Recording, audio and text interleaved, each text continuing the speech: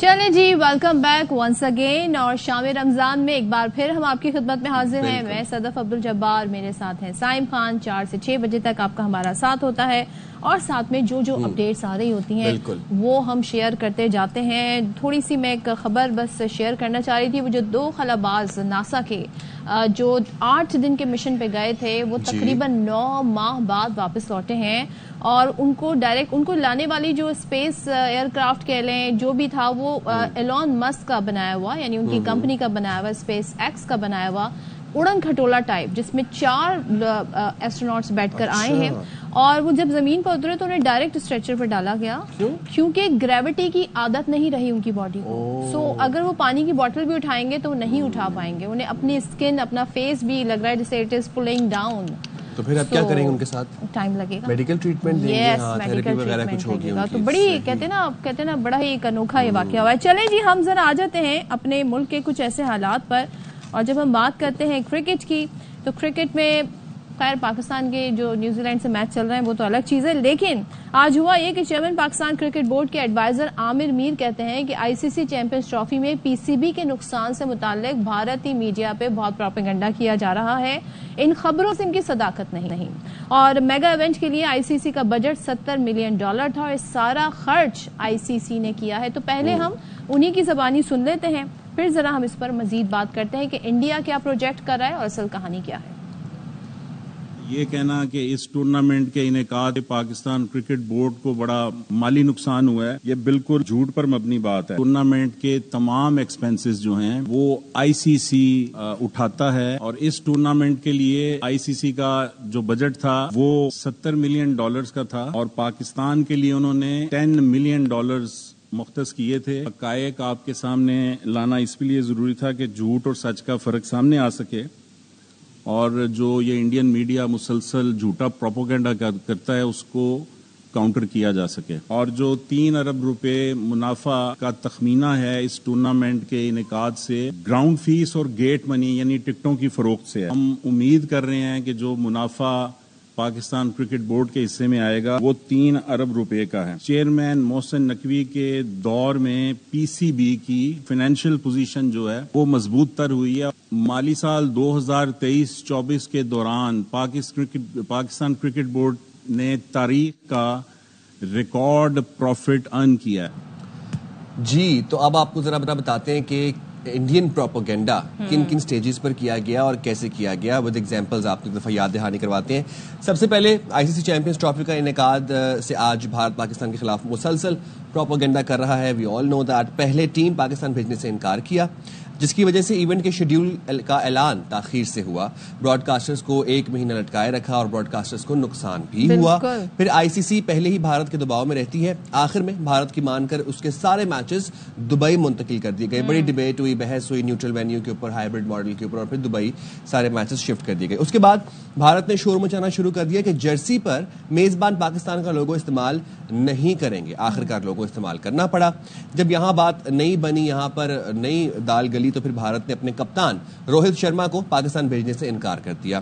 Mega event کی opening ceremony Bharat سے برداشت نہیں ہوئی اور پاک فضائیہ کے جہازوں کی اڑان پر پروپیگنڈا کیا گیا. اس کے بعد پھر تھریٹ الرٹ، جب ایونٹ کا آغاز ہوا پھر تھریٹ الرٹ کا جھوٹا پروپیگنڈا بھی گھڑا گیا. اس کے بعد ایونٹ کے دوران کیوی پلیئر رچن رویندرا کے موبائل فون چوری ہونے کا الزام بھی بھارتی میڈیا میں زیر گردش رہا. لیکن اس سب کو ہم نے جو ہے وہ اس کو ان کو منہ کی کھانا پڑی بھارتی میڈیا کو.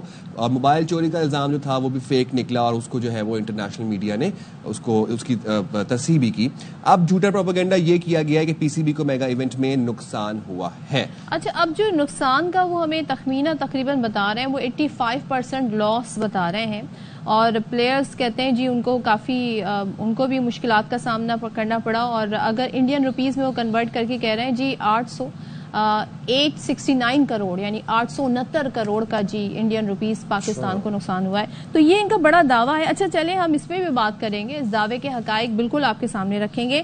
لیکن ذرا ہم نیوزی لینڈ پاکستان سیریز کی بھی بات کر لیتے ہیں، اس کو کیوں ہم بھول کے بیٹھ گئے ہیں. نیوزی لینڈ کے خلاف سیریز بچانے کا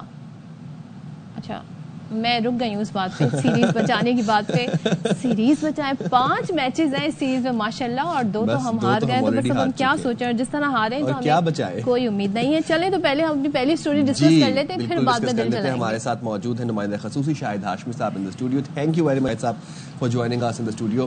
شاہد صاحب, چیمپئنز ٹرافی کا کامیاب انعقاد ہوا, پاکستان نے ہوسٹ کیا, کمال, پاکستان کی تعریف ہوئی ہوسٹنگ کی, انٹرنیشنل پلیئرز آئے. اب لیکن تعریفیں کرتے رہے انٹرنیشنل پلیئرز. بالکل, لیکن بھارت نے جو کردار ادا کیا ہے, جو جس طرح سے بھارتی میڈیا نے پروپوگیٹ کیا ہے ہر ایک چیز کو, اور ہر ایک سٹیپ کے اوپر جو ہے وہ کچھ نہ کچھ پروپیگنڈا کرنے کی کوشش کی ہے, بھارت کے کردار کو کیسے دیکھتے ہیں آپ؟ پورے انٹرنیشنل میڈیا نے بھی, اور خصوصاً انگلش میڈیا نے, دا ٹائمز اخبار, دا ٹیلی گراف اخبار, مائیکل ایتھرٹن بہت ہی اچھا بیلنس لکھتے ہیں, پرانے ان کے کرکٹر, پرانے کپتان ہیں.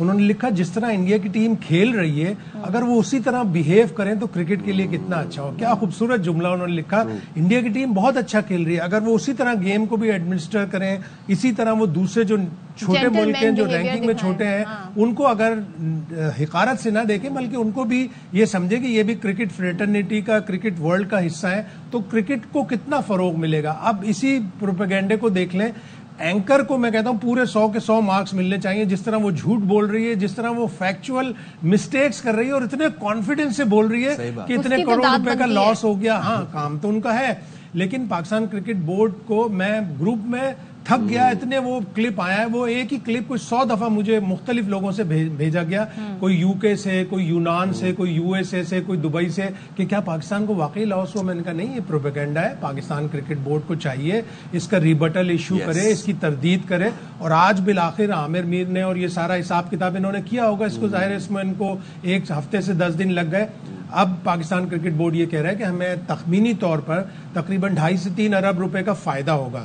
یہ فائدہ تقریباً 2 ارب, 2.25 ارب روپے کا آ جائے گا, اس لیے کہ ابھی آڈٹ ہونا ہے, بہت ساری چیزیں نکلیں گی اس میں.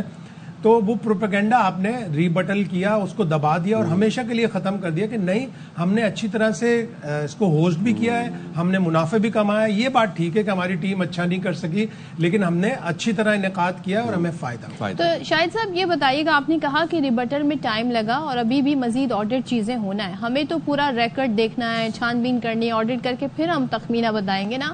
وہ تو 85% کا لاس ہمیں بتا رہے ہیں, ایک تو کس بنیاد پہ بتا رہے ہیں, اور دوسرا یہ کہ پاکستان کا اگر لاس ہوا ہے اکارڈنگ ٹو انڈینز تو ان کو تو خوش ہونا چاہیے, انہیں کیا تکلیف ہے؟ اسی میں خوشی ڈھونڈ رہے نا کہ ہمیں لاس ہو گیا, ہم نے چیمپئنز ٹرافی کرائی, ہماری ٹیم بھی اچھا نہ کر سکی. ایک ہی چیز ہے جو نیگیٹو پوائنٹ پاکستان کا پورے چیمپئنز ٹرافی میں وہ یہ کہ ہماری ٹیم اچھا نہ کر سکی.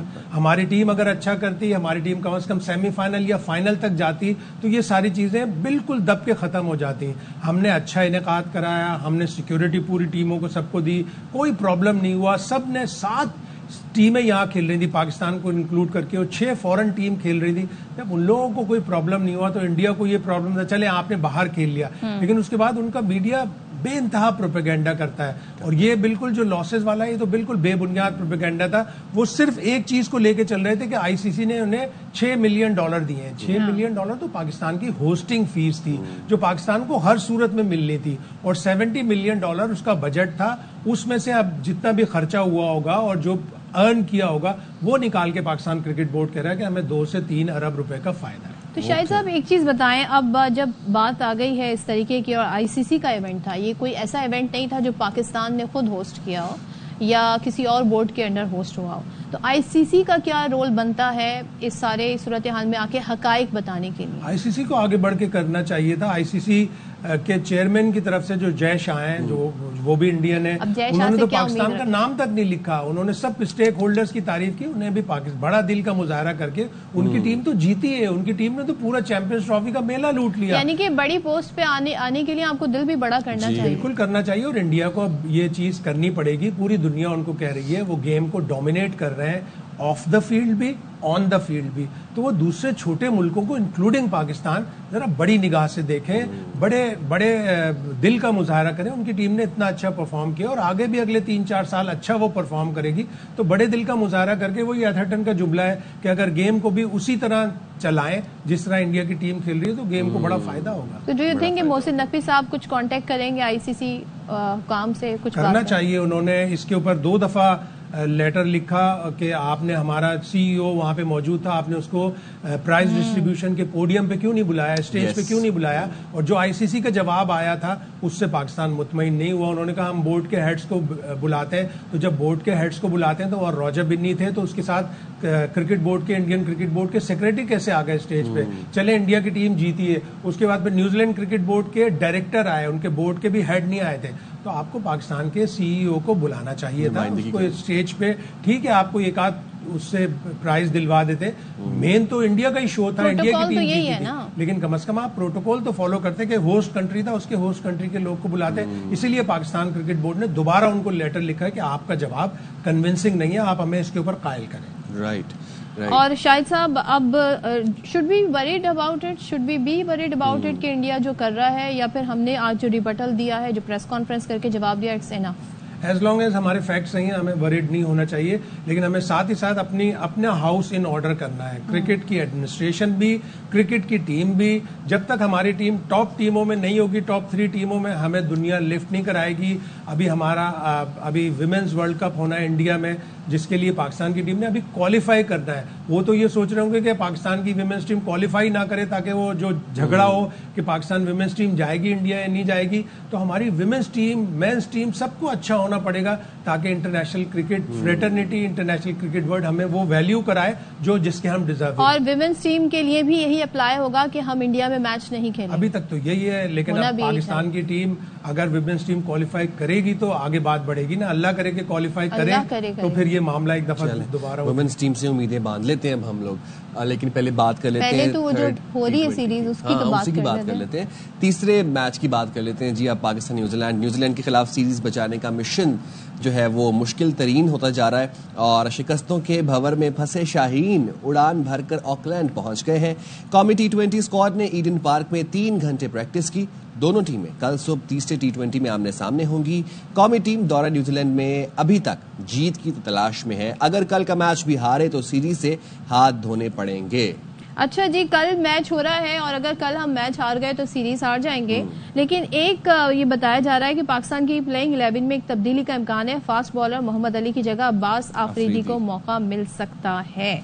تو شاہد صاحب, آج جو ہیڈ کوچ نے بات کی میڈیا سے, وہ یہ کہہ رہے ہیں کہ 2 سے 3 تبدیلیاں, 2 تبدیلیاں تو لگ رہی ہیں. ٹاپ آرڈر میں بیٹنگ میں مجھے لگ رہا ہے عثمان خان آئیں گے. کس کی جگہ؟ حسن نواز کی جگہ. دونوں میچوں میں وہ ینگسٹر بھی ہے, اس کو ایک دم سے جا کے آپ نے اتنی بڑی سٹیج پہ ڈال دیا, تو اس کی جگہ شاید عثمان خان آئیں گے. اور عباس آفریدی کو کھلانا چاہیے. آپ کو شروع سے ہی اپنی اچھی ٹیم, بیلنس ٹیم کھلانی چاہیے تھی. عباس آفریدی کے 18 T20 میں 30 وکٹ ہیں. کوئی میچ ایسا نہیں ہے 4 اننگز کے علاوہ جس میں اس نے کوئی نہ کوئی وکٹ نہ لی. اور وہ جن میچوں میں اس نے وکٹ نہیں لی, اس میں 2 اوور کرائے یا 1 اوور کرایا.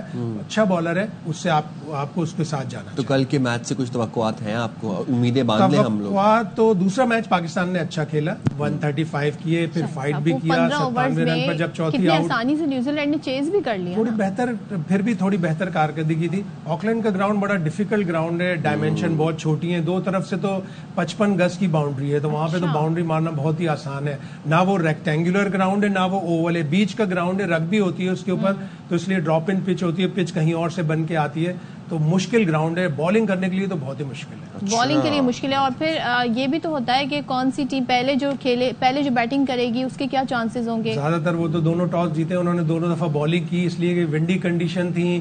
بالنگ کرنا زیادہ آسان ہوتا ہے, بیٹنگ کرنا ذرا مشکل ہوتا ہے. تو ٹاس جیتے گا پاکستان, تو پھر پاکستان کو فیصلہ کرنا ہے کہ کیا کرنا ہے. چلیں وہ تو ہم دیکھیں گے شاہد صاحب کیا ہوتا ہے. لیکن ویسے ہم دیکھیں, کیونکہ نئے سرے سے ٹیم بنی, کیپٹن چینج ہوا, اب جن لوگوں کے ساتھ, جن ینگسٹرز کے ساتھ ہم کھیل رہے ہیں, کچھ پوٹینشیل دکھ رہی ہے ان میں آپ کو؟ یہ تجربہ کیسا لگ رہا ہے؟ کیپٹن نے تو امپریس کیا. سارے لوگ یہ کہہ رہے تھے, میرا بھی پوائنٹ آف ویو یہی تھا کہ یہ T20 کا کرکٹر نہیں ہے, لیکن اس نے دونوں میچوں میں اچھی بیٹنگ کی. اسپیشلی دوسرے میچ میں تو جو انٹینٹ اس نے شو کیا, اور اس نے آ کے جو پریس کانفرنس میں بات کی, وہ بھی بڑی عقل سے بھرپور تھی. لیکن ہمیں نہیں پتا ہوتا کہ اگلی سیریز میں سلمان آغا کپتان ہوں گے یا نہیں ہوں گے. یہ بھی اینڈ واٹ اباؤٹ شاداب؟ شاداب کے اوپر بھی بڑا مشکل وقت ہے. وہ ایک بیٹنگ آل راؤنڈر ہیں یا بالنگ آل راؤنڈر, انہوں نے بھی فیصلہ کرنا ہے, ٹیم مینجمنٹ نے بھی فیصلہ کرنا ہے. اگر وہ بیٹنگ آل راؤنڈر ہے تو پھر وہ 6 پہ نہ آئے, پھر وہ 4تھے نمبر پر آئے. بالنگ زیادہ سے زیادہ کریں گے تو پاکستان کو فائدہ ہوگا. لیکن وہ کچھ ایسا لگ رہا ہے جیسے بالنگ سے بھاگتے ہیں, یا کپتان انہیں سوچتا ہے کہ نہیں میں اسپنر سے بالنگ نہ کرواؤں. ایک ہی اوور کرانا فائدہ مند نہیں ہے، نہ تو شاداب کے لیے بھی فائدہ مند نہیں ہے، ٹیم کے لیے بھی فائدہ مند۔ ٹھیک ہے، لیٹس سی کیا ہوتا ہے۔ تھینک یو سو مچ شاہد صاحب ہمارے ساتھ تھے۔ اور دیکھیں جی باؤنڈریز بہت چھوٹی چھوٹی ہیں، جیسے کہ شاہد صاحب آ رہے ہیں، ہاں تو چوکے لگانا تو کوئی مشکل نہیں ہوگا۔ آئی ہوپ کہ ہماری جو ٹاپ آرڈر ہے وہ کچھ کل دکھا کر، پتہ نہیں کیا بول رہی ہوں میں، کچھ کر کے دکھا دے گا۔ بھی میرا ساتھ نہیں دے رہی ہے، بس میں دعا گو ہوں ہماری ٹیم کے لیے۔ اچھا جی، تو اب ہم شام رمضان میں بات کریں گے ایک ایسی چیز کی جس کی تلاش آپ کو بھی ہے، مجھے بھی ہے، اور ہم سب کو ہے۔ سونے کی تلاش نہیں جی، ڈالرز کی تلاش، خوشی کی تلاش۔ خوشی ساتھ سونے ڈالرز پہ آ گئی، خوشی مطلب وہ بھی ایک طرح سے خوشی ہے نا، مطلب آپ گولڈ اتنا ہو کہ بس بہت زیادہ نہیں، بس اتنا ہو کہ گزارا ہو جائے، بجلی کے بل ہو جائیں، بھر جائیں بجلی کے بل۔ تو جی اب آج ہے ورلڈ ہیپینس ڈے، یعنی خوشی کا عالمی دن، اور کسی نے کیا خوب ایک مثال بھی دی ہے کہ خوشی ایک ایسی تتلی جیسی ہوتی ہے جسے پکڑتے پکڑتے جب آپ تھک جاتے ہیں نا اور آپ کہتے ہیں کہ ابھی ہم سے نہیں پکڑی جائے گی، تو وہ تتلی اچانک سے خود ہی آپ کے کندھے پہ آ کے بیٹھ جاتی ہے، یہ کون سی تتلی حاصل ہو جاتی ہے۔ کیا بات ہے، کیا بات ہے، کیا مثال دی ہے۔ اچھا، تو آج ورلڈ ہیپینس ڈے منایا جا رہا ہے دنیا بھر میں، کون سے ملک ہیں جو سب سے زیادہ خوش ہیں سائم، یہ بتائیں آپ۔ یہ ویسے آپ نے بڑی اچھی بات کی ہے، یہ ہمیں گوگل سے پوچھنا چاہیے کون سے ملک ہیں جو سب سے زیادہ خوش ہیں۔ ورلڈ ہیپینس رپورٹ یہ بتاتی ہے کہ 2025 میں اس سال بھی یورپی ملک ہے فن لینڈ، یہ دنیا کا ہیپیسٹ ملک بتایا گیا ہے، اور مسلسل 8واں سال ہے جب فن لینڈ کے حصے میں اعزاز آیا۔ اس کے علاوہ ڈنمارک، آئس لینڈ، ماشاءاللہ سویڈن اور نیدرلینڈز جو ہے وہ دوسرے سے 5ویں نمبر پر یہ ان ممالک میں شامل ہیں۔ اچھا ذرا میں آپ کو بتا دیتی ہوں مسلم ملک میں کون سا ملک جی سب سے خوش ملک رہا ہے۔ تو ورلڈ ہیپینس رپورٹ میں تائیوان کو، خیر یہ مسلم ملک تو نہیں ہے، تائیوان کو سب سے زیادہ خوش ترین ایشین کنٹری بتایا گیا۔ خشک ہیپی ٹھیک ہے۔ اور اسی طریقے سے اس سال جو کہتے ہیں نا سنگاپور کو بھی کافی زیادہ اچھا اعزاز ملا ہے، اور دیگر بھی کنٹریز ہیں۔ پاکستان کدھر ہے یہ بتائیں مجھے۔ پاکستان آپ کو لگتا ہے کہ خوش ملک ہے؟ خوش کہہ رہے ہیں کہ خوش کہہ رہے ہیں؟ اب میں نے آپ کی پاکستان اس فہرست میں کافی نیچے ہے، اور وہ 147 یعنی کہ 147 کنٹریز میں سے پاکستان کا بھلا تو کون سا نمبر ہے؟ 109واں نمبر ہے۔ یعنی کہ ہمیں ابھی مزید خوشیاں سمیٹنی ہیں، حاصل کرنی ہے، ذرائع ڈھونڈنے خوشیوں کے۔ اچھا نہیں، ایک ہوتی ہے روحانی خوشی، انر پیس، ٹھیک ہے، ایک ہوتا ہے ایکسٹرنل پیس، مطلب کہ جو آپ جو دنیا سے ملتا ہے، ایک ہوتا ہے کہ مطلب آپ بس راضی ہیں اپنی ذات سے، آپ کہتے ہیں۔ لیکن یہاں پہ ہم لوگوں کی لائف سٹائل کی بھی بات کر رہے ہیں نا، یہ ہم نے جن کنٹریز کا بتایا جو ہیپیسٹ ہے، وہاں کے لوگ اس لیے خوش ہیں کہ وہاں ترقی ہوئی، وہاں کے لوگوں کی لائف سٹائل بہتر ہوا، وہاں کی معیشت۔ اچھا، اس حوالے سے کہہ رہے ہیں، ٹھیک ہے، میں سمجھ گیا۔ تو جی اسی پر اب مزید مجھے بہتر میری انڈرسٹینڈنگ کے لیے ہم آج بات کریں گے اس حوالے سے معروف دانشور اور سابق principal Quaid Azam medical college doctor Javed Iqbal sahab. السلام علیکم، رمضان and thank you very much Dr. Saab for joining us in the program. سر سب سے پہلے تو یہ بتائے گا کہ خوشی کیا ہے، ذرا یہ سمجھائیے گا، ہم کس خوشی کی بات کر رہے ہیں، اس خوشی کی ڈیفینیشن کیا ہے؟ دیکھیے، خوشی کی ایک یونیورسل ڈیفینیشن بتانی تو بہت مشکل ہے، لیکن ایک بات کہی جا سکتی ہے کہ خوشی ایک کیفیت کا نام ہے کہ جس میں ہم اپنے اندر کے ماحول اور باہر کے ماحول دونوں سے مطمئن ہوتے ہیں۔ لیکن البتہ اس کو سمجھنے کے لیے میں آپ کو ایک مثال دے سکتا ہوں کہ ایک چیز اگر نہ ہو تو آدمی کبھی بھی خوش نہیں ہو سکتا۔ اس سے شاید خوشی کی ڈیفینیشن صحیح سمجھ میں آ جائے گی، اور وہ چیز ہے کہ جو اللہ تعالیٰ نے ہمیں دیا ہے اس پر شکر گزار ہونا۔ جو شخص چاہے وہ امیر ہے، چاہے وہ غریب ہے، چاہے اس کے پاس وسائل موجود ہیں، چاہے وسائل موجود نہیں ہیں، اگر جو کچھ اس کو دیا گیا ہے اس پر وہ مطمئن ہے اور اس پر شکر گزار ہے، تو اس کے اندر جو کیفیت پیدا ہوگی اس کا نام خوشی ہے۔ رائٹ۔ اچھا جاوید صاحب، یہ تو ہم انڈیویجولی اپلائی کر سکتے ہیں کہ ہم خوشی کی تلاش کیسے کریں، لیکن جب ہم ورلڈ ہیپیسٹ نیشنز کی بات کرتے ہیں تو پھر وہاں پر تو جب میں دیکھ رہی ہوں وہ کنٹریز جن کو کہا گیا ہے ان ہیپیسٹ، اگر میں کہوں تو اس میں فلسطین، افغانستان، زمبابوے، کانگو، یعنی کہ ان کنٹریز کے آپ حالات دیکھیں، جنگ ہے، کہیں پہ بھوک ہے، کہیں پہ افلاس ہے، تو اس پیرائے میں ہیپیسٹ میں پاکستان کا 109واں نمبر ہے، اس کو آپ کیسے دیکھتے ہیں؟ جی بالکل، یہ تو بالکل صحیح ہے کہ جو انسان ہے وہ ماحول کا بندہ ہے، اور جس قسم کا ماحول اس کے ارد گرد ہوگا وہ اس کے اندر کے انوائرمنٹ کو وہ چینج کرے گا۔ جو میں نے آپ کو ایک ڈیفینیشن دی ہے، یہ ایک ایسے شخص کے لیے ہے جو بنا ہوا تربیت یافتہ آدمی ہے، لیکن جو عوام الناس ہیں ان کے لیے خوشی ایک اندر کی تربیت اور ایک اندر سے کنٹینٹمنٹ کے ساتھ باہر کے انوائرمنٹ کا صحیح بیلنس ہونا بہت ضروری ہے. تو بالکل درست بات ہے, اگر باہر افلاس ہوگا, بھوک ہوگی, جنگ لگی ہوگی, مالی حالات ٹھیک نہیں ہوں گے, تو پھر یہ وہ کیفیت جس کا میں نے ڈیفینیشن دی ہے اس کو اچیو کرنا مشکل ہو جائے گا. تو ڈاکٹر صاحب, خوش سب رہنا چاہتے ہیں لیکن سب خوش نہیں ہیں, ایسا کیوں ہے؟ جی اس لیے کہ ہم سب کی تربیت صحیح طریقے سے نہیں ہوئی. جب ہم پیدا ہوتے ہیں تو پیدا ہوتے ہی 5-6 سال کے دوران جو گھر کا ماحول ہے وہ اس بات کا تعین کرتا ہے کہ ہماری ایڈلٹ لائف کس طریقے سے گزرے گی. اگر گھر میں ہمارے ارد گرد لویبل ایکسپیرینس کے طور پر سادگی, سمپلسٹی, وہ تمام چیزیں جو پیسے سے خریدی نہیں جا سکتی, ان کا ذکر ہو رہا ہوگا اور ویلیوز کا ذکر ہو رہا ہوگا, تو انسان کی تربیت ویلیو بیسڈ تربیت ہوگی. اور جب وہ ایڈلٹ لائف میں آئے گا تو اس کو وہ تمام چیزیں جن کا تعلق مادیت سے ہے اور جس کا تعلق صرف اس کی فزیکلٹی سے ہے, اس سے بڑھ کر اس کے نزدیک ریلیشنز اہم ہوں گے, انٹلیکچوئل ایکٹیویٹی اہم ہوگی, اسپرچوئل ایکٹیویٹی اہم ہوگی, اور اس کا خوشی کا تھریش ہولڈ جو ہے وہ بہت مناسب ہوگا. لیکن اگر کوئی شخص اس ماحول میں تربیت حاصل کیا ہے جہاں ہر طرف ایک بھاگ دوڑ لگی ہوئی ہے, افراتفری کا عالم ہے, نفسا نفسی کا عالم ہے, اور ہر شخص جو ہے ان چیزوں کو ویلیو دے رہا ہے جو پیسے سے خریدی جا سکتی ہیں, جن کو چھینا جا سکتا ہے, تو پھر ایک خوشی کی دوڑ جو ہے وہ بالکل ایک دائرے میں گھومنے کا چکر ہو جائے گا, جس میں گھوم گھوم کے ہم پھر اسی جگہ پر آ جائیں گے. تو لہٰذا یہ ایک کمپاؤنڈ فیکٹر ہے, اپنے اوپر بھی محنت کرنی ہوگی اور ماحول کو بھی بہتر بنانے کے لیے اس کو محنت کرنی ہوگی. جب یہ دونوں چیزیں اکٹھی ہو جائیں گی تو پھر انشاءاللہ ماحول کے اندر خوشی ہوگی انشاءاللہ. ٹھیک ہے ڈاکٹر صاحب, thank you very much for joining our program. اور ہم یہاں جائیں گے چھوٹی سی بریک پہ, آپ نے کہیں نہیں جانا, stay right here with us, ہم جلدی سے آئیں گے. Welcome back and let's add some quick updates. اور پہلی اپڈیٹ میں دوں وہ یہ ہے کہ اسلام آباد میں ریاست مخالف مہم میں حساس سرکاری ڈیٹا لیک کرنے والے ملزم کو گرفتار کر لیا گیا ہے. ایف آئی اے کے مطابق گرفتار ملزم کی شناخت انس نواز کے نام سے ہوئی. ذوالقرنین حیدر ہمارے ساتھ موجود ہیں, ان سے مزید جان لیتے ہیں. جی ذوالقرنین, بتائیے گا.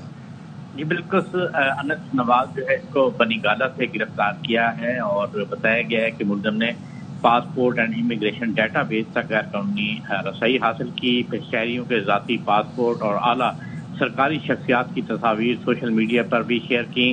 ملزم نے ایکس اکاؤنٹ سے بھی حساس معلومات شیئر کر کے عوام میں خوف و ہراس لانے کی کوشش کی, جس پر پیکا ایکٹ 2016 کے تحت یہ مقدمہ درج کیا ہے. ملزم کے جو سوشل میڈیا اکاؤنٹس ہیں, ڈیجیٹل شواہد ہیں, وہ بھی قبضے میں لے کر مزید تفتیش شروع کر دی گئی ہے. جی ٹھیک ہے, بہت شکریہ. چلیں جی, اور خبریں شامل کر لیتے ہیں. خیبر پختونخوا حکومت نے پولیس پر حملوں سے نمٹنے کے لیے نیا ایکشن پلان ترتیب دے دیا ہے, اور جس کے تحت ہائبرڈ سیکیورٹی ماڈل متعارف کروایا جا رہا ہے. ابتدائی مرحلے میں ماڈل بونیر اور اپر چترال میں نافذ کیا جائے گا, جس پر 567 ملین روپے خرچ کیے جائیں گے. اس ہائبرڈ ماڈل کو محمد, خیبر, سوات اور لکی مروت تک توسیع دی جائے گی. اس منصوبے کے تحت پولیس کو جدید آلات اور دیگر ضروری سہولیات فراہم کی جائیں گی تاکہ دہشت گردی کا مؤثر انداز میں مقابلہ کیا جا سکے. اب سرکاری جو ڈاکیومنٹس ہیں وہ یہ بتاتی ہیں کہ کے پی کے پولیس کے پاس دہشت گردوں کا مقابلہ کرنے کے لیے وسائل کی شدید کمی ہے, جسے دور کرنے کے لیے ترجیحی بنیادوں پر اقدامات کیے جا رہے ہیں. نہیں, یہ تو اچھی بات ہے. پھر اگر ترجیحی بنیادوں پر اقدامات کیے جا رہے ہیں تو پھر وہ اقدامات نظر بھی آنے چاہیے ہمیں, اور اگر وہ نظر آ جاتے ہیں تو پھر اس سے اچھی کوئی بات ہی نہیں ہے. اچھا, ساتھ ہی جی رواں سال اگر ہم بات کریں تو کے پی پولیس پر 68 حملے ہوئے ہیں, جس میں 26 پولیس اہلکار شہید اور 30 زخمی ہوئے. سینٹرل پولیس آفس کے مطابق رواں سال کے پی پولیس پر دہشت گردوں کے حملوں میں اضافہ ہوا, اور جنوری میں 29, فیب میں 24 اور مارچ میں اب تک پولیس پر 15 حملے ہو چکے ہیں. اچھا جی, چلیں اسی حوالے سے بات کرنے کے لیے ہمارے ساتھ موجود ہیں آئی جی کے پی Zulfiqar Hameed sahab. Thank you very much sir for joining us in the programme. Sir, گزشتہ ایک ماہ سے خیبر پختونخوا میں بڑھتے ہوئے دہشت گردی کے واقعات اور جو حملے ہیں اور اس کے بعد پولیس کی جوابی کارروائیوں کے حوالے سے کچھ بتائیں ہمیں. یہ دیکھیں, آپ کو یہ نوٹس میں ہے کہ اس ماہ میں اور اس سے پچھلے ماہ میں کچھ حملوں میں اضافہ ہوا ہے, لیکن الحمدللہ کے پی پولیس بڑی بہادری سے لڑ رہی ہے. اور آپ کو یہ بھی پتہ ہے کہ جتنے بھی یہ حملے ہو رہے ہیں ان تمام کے اوپر پولیس نے بھرپور جواب دیا ہے، اور ہم نے پچھلے 2 ماہ میں 69 دہشت گردوں کو جہنم واصل کیا ہے. تمام حملے ہم نے کامیابی سے پسپا کیے ہیں، اور پولیس اپنا کام بڑی بہادری سے سر انجام دے رہی ہے. اچھا یہ بتائیے گا، جو حکومت نے نیا ایکشن پلان ترتیب دیا ہے جس کے تحت ایک نیا ہائبرڈ ماڈل متعارف کرایا، تھوڑا سا اس کو ایکسپلین کیجئے گا، یہ ہائبرڈ ماڈل ہے کیا؟ جی، ہائبرڈ ماڈل یہ ہے کہ کچھ اضلاع کے اندر جن میں آرمی اور پولیس مل کے یہ کام کر رہے تھے، اس میں لیڈ رول اب پولیس لے گی، جس میں آپ نے جیسے تذکرہ کیا کہ بنیر اور اپر چترال میں اس کو پہلے فیز میں کیا جائے گا، اور اس کے بعد اس کو گریجولی باقی اور 4 اضلاع میں بھی بڑھایا جائے گا. تو اس سے فائدہ یہ ہوگا کہ جو ہمارا ان میں چونکہ حالات تو جو برڈن اچھا زیادہ انکریزنگلی. اچھا ذوالفقار صاحب، ہم آپ کو دوبارہ کنیکٹ کرتے ہیں، آپ کی آواز ہمیں ٹھیک سے نہیں آ رہی ہے، تاکہ آپ جو ڈیٹیل ہمیں بتا رہے ہیں کہ ہائبرڈ ماڈل کے تحت کس طریقے سے ڈفرینٹ فیزز میں یہ آپریشنز کیے جائیں گے، اور کس طرح کی سیکیورٹی میں اضافہ ہوگا، اور کچھ علاقے ہیں خاص طور پر ظاہر حساس نوعیت کے علاقے بھی ہیں، ان کو کس طریقے سے مختلف اجزاء میں تقسیم ابھی تک کیا یہ انفارمیشن ہمارے پاس ہے کہ یہ جو ہائبرڈ ماڈل ہے یہ ابتدائی مرحلے میں بونیر اور اپر چترال میں نافذ ہوگا، جس پر 567 ملین روپے خرچ کیے جائیں گے. 567 ملین روپے کا بجٹ ہے جو ان 2 علاقوں میں خرچ کیے جائیں گے. اس ہائبرڈ ماڈل کو مہمند، خیبر، سوات اور لکی مروت تک توسیع دی جائے گی. اس منصوبے کے تحت پولیس کو جدید آلات اور دیگر ضروری سہولیات فراہم کی جائیں گی تاکہ دہشت گردوں کا مؤثر انداز سے مقابلہ کیا جائے. اچھا ویسے اگر ہم بات کریں نا اپنے عملے کی اور ان کے جو ہمارے پاس آرسنل ہے ہمارے پولیس اہلکاروں کے پاس، it's not up to the mark, it is not. ہمارے پاس جدید اسلحہ نہیں ہے، ہمارے پاس جدید آلات نہیں ہیں دہشت گردی کا کلا کما کرنے کے لیے. بٹ ناؤ وہ جو بجٹ اپروو ہوا ہے تو لیٹس سی کہ کیا ماڈل کے اندر پرووائڈ کیے جائیں گے، ان کو جدید آلات اور دیگر سہولیات فراہم کی جائیں گی. لیکن سرکاری دستاویزات ہوئی، آپ نے بتایا کہ جو ڈاکیومنٹس کے مطابق کے پی کے پولیس کے پاس دہشت گردوں کا مقابلہ کرنے کے لیے وسائل کی شدید کمی ہے. یہ ہم نہیں کہہ رہے، یہ سرکاری ڈاکیومنٹس کہہ رہے ہیں، جسے دور کرنے کے لیے ترجیحی بنیادوں پر اقدامات جو ہیں وہ اب کیے جائیں گے. اور یہ جو ہائبرڈ ماڈل ہے یہ بھی اسی کا یہ ایک کڑی ہے، اسی پلان کیا ہے، ایک سب پلان ہے. اچھا، اور ظاہر ہے پولیس نے صوبے کے مختلف اضلاع میں دہشت گردوں کے جو جوابی حملے ہیں وہ بھی روکے ہیں، اور اس کے نتیجے میں 70 دہشت گرد بھی ہلاک ہوئے ہیں. سو دستاویزات ہمیں یہ بھی بتاتی ہیں. ہم صرف یہی نہیں بتا رہے، ظاہر یہ کنسرن ہے کہ پولیس پر اٹیک ہو رہے ہیں، لیکن ہمارے جو پولیس کے بہادر جوان ہیں وہ بڑی بہادری سے ان دہشت گردوں کا مقابلہ بھی کر رہے ہیں، تو جس کے نتیجے میں دہشت گرد بھی ہلاک ہو رہے ہیں. اور دستاویزات یہ بھی بتاتی ہے کہ دہشت گردوں کے ان حملوں میں پولیس کی 10 گاڑیوں کو بھی نقصان پہنچا ہے. چلیں جی اسلام آباد چلتے ہیں. طلال چودھری اس وقت گفتگو کر رہے ہیں. نہیں رکھتی کہ وہ ان کے سامنے کھڑی ہو جائیں. پی ٹی آئی نے پھر اسی طرح روایتاً پاکستان کی سیکیورٹی کے معاملے پر ہونے والی اس طرح کی بڑی میٹنگ کو پھر اس سے باہر رہی. عمران خان اپنی حکومت میں بھی اپوزیشن کے ساتھ سیکیورٹی کی میٹنگز میں، وہ انڈیا نے حملہ کیا ہو یا کوئی اور بڑا مسئلہ ہو، بیٹھنے سے انکاری رہے. اور اپنے دور حکومت میں ہی انہوں نے وہ بیج بویا کہ جس کی وجہ سے آج ہر روز شہادتیں ہمارے نصیب میں لکھی گئی ہیں. نہ وہ پالیسی بنتی، نہ وہ جیٹ بلیک ٹیررسٹ جو تھے، جو کہ مطلوب تھے پوری دنیا کو، وہ دوبارہ ان کو پاکستان میں بسایا جاتا، اور نہ آج کے دن کے یہ حالات پیدا ہوتے.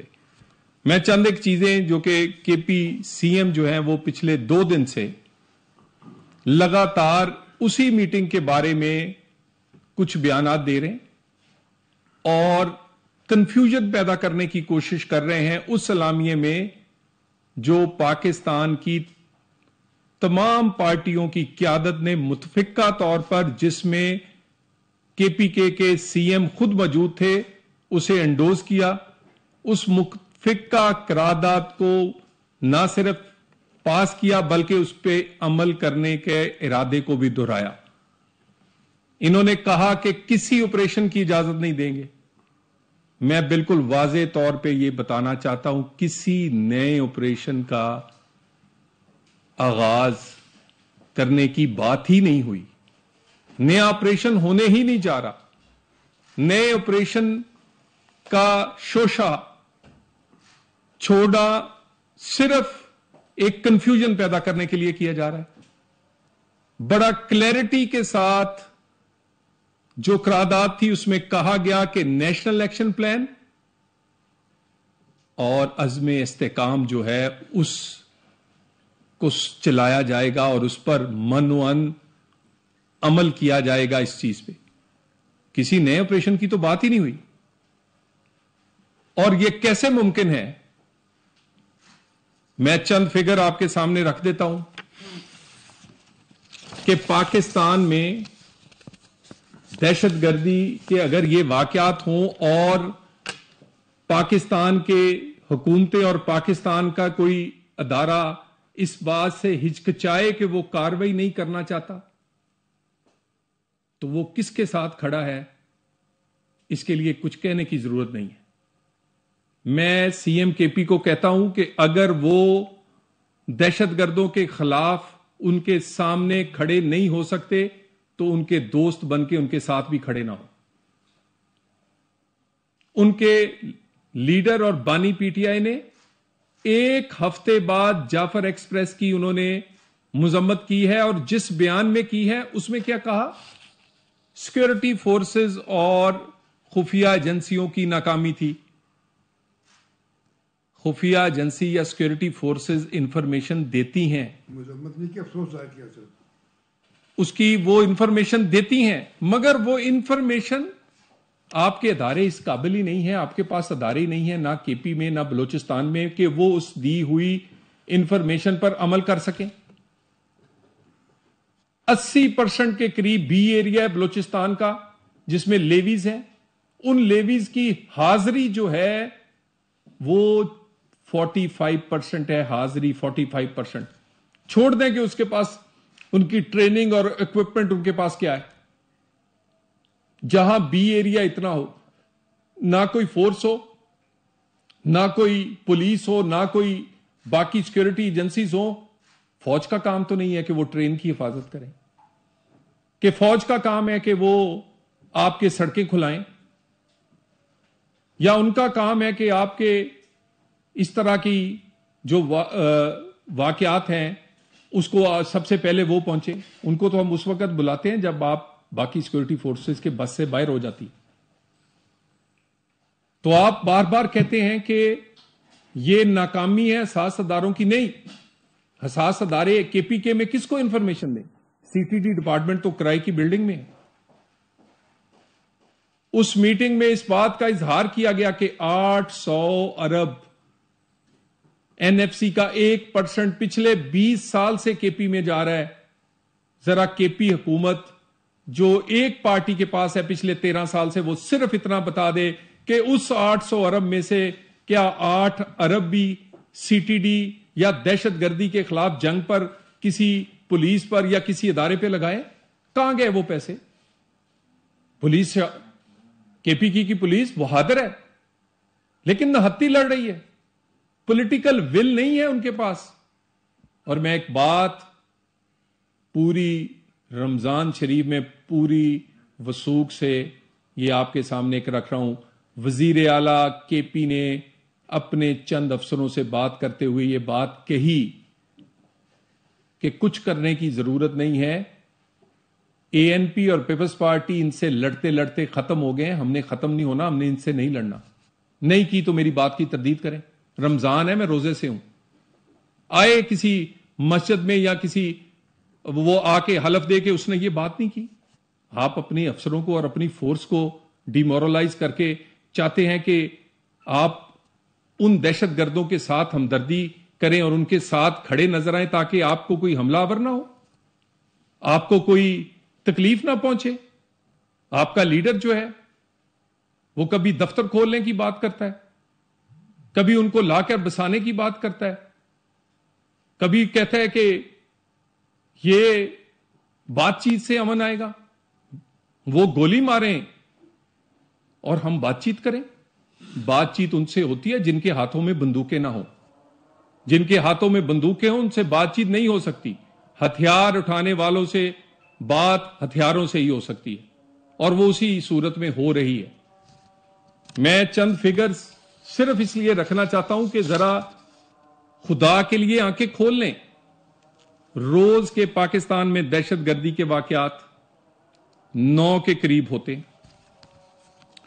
سیکورٹی فورسز اور اس میں سب سے زیادہ جو شہادتیں ہیں, روزانہ کی بنیاد پر 3 لوگ لا انفورسمنٹ ایجنسیز کے شہید ہوتے ہیں, جس میں زیادہ تر فوج کے لوگ ہیں. روزانہ کی بنیاد پر 7 لوگ لا انفورسمنٹ ایجنسیز کے زخمی ہوتے ہیں. 2 سویلین روز شہید ہوتے ہیں, 4 سویلین روز زخمی ہوتے ہیں. پچھلے جنوری 1 جنوری سے مارچ تک 16 مارچ تک جو فگرز ہیں, 1141 دہشت گردی کے کیجویلٹیز ہوئی ہیں, جس میں شہید بھی ہیں اور زخمی بھی ہیں. 1141. اس میں سے 1127 صرف بلوچستان اور کے پی کی ہیں. مجھے یہ بتائیے کہ اگر کے پی اور بلوچستان نہیں لڑے گا تو دہشت گردی کیسے ختم ہوگی؟ پھر آپ آ کے ٹی وی پہ ابہام پیدا کرتے ہیں اور کہتے ہیں کہ جی ایک کوئی کنٹروورسی ایسی شروع کرتے ہیں کہ جس سے دہشت گردی کی جنگ کو انڈرمائن کیا جا سکے. ہم جانتے ہیں کہ آپ میں حوصلہ اور ہمت نہیں ہے. آپ ان لوگوں کو اپنی کانسٹیچوئنسی سمجھتے ہیں, ان لوگوں کو آپ اپنے دوست سمجھتے ہیں, لیکن کنٹروورسی کہتے ہیں نیا آپریشن شروع ہو رہا ہے. نیا آپریشن نہیں شروع ہو رہا, اور نہ نئے آپریشن کی بات ہوئی ہے, مگر عزم استحکام ہو یا نیشنل ایکشن پلان, اس پر عمل ہوگا اور کروایا جائے گا. اور یہ جنگ صوبوں کو ساتھ اسی طرح لڑنی پڑے گی جیسے وفاقی حکومت اور فوج لڑ رہی ہے. پچھلی دفعہ بھی یہ جنگ جو کہ 1.5 دہائی سے جاری تھی, جس میں جنرل مشرف کے دور سے جاری تھی, اس میں کامیابی اس وقت ہوئی تھی جب لا انفورسمنٹ ایجنسیز کے پیچھے پولیٹیکل فورسز یک زبان ایک بیانیے کے ساتھ کھڑی ہوئی. پھر وہی جنگ 2016-17 میں جیتی گئی اور دہشت گردوں کو شکست ہوئی. کمی ہماری فورسز میں نہیں ہے, ان کے پارٹ پہ جو وہ دے سکتے ہیں یہ میں نے آپ کو بتایا. یعنی آپ یہ دیکھیں 1127 کیجویلٹیز میں سے میکسیمم ان کی ہیں. یہ 3 مہینے کی بھی بات نہیں ہے پوری. اور پچھلی دفعہ سے پچھلے سال سے 30% زائد واقعات ان 3 مہینے میں شروع میں ہوئے ہیں جو کہ پچھلے سال ہوئے تھے. 95% واقعات کے پی اور بلوچستان میں ہیں. تو بات یہ ہے کہ جب تک سیکورٹی فورسز کے پیچھے پولیٹیکل فورسز بغیر کسی کنفیوژن کے یک زبان ہو کے کھڑی نہیں ہوں گی, یہ جنگ نہیں جیتی جا سکتی. اور میری یہ گزارش ہے, اور اس بات کا سیکورٹی کمیٹی کی میٹنگ میں بھی اظہار کیا گیا تھا کہ رابطہ ہم ضرور کریں گے, لیکن ہم لوگوں کو بتانا چاہتے ہیں کہ کون دہشت گردوں کے ساتھ اور کون اس کے سامنے کھڑا ہے. یہ فیصلہ کر لیا گیا ہے کہ ہر کوئی اپنا قومی فرض نبھائے, لیکن کسی کا انتظار نہیں کیا جائے گا. یہ جنگ لڑی جائے گی اور یہ جنگ جیتی جائے گی انشاءاللہ تعالی. کے پی سے آنے والی یہ آوازیں آپ کی تو محب وطنی پہ بھی سوال اٹھاتی ہیں.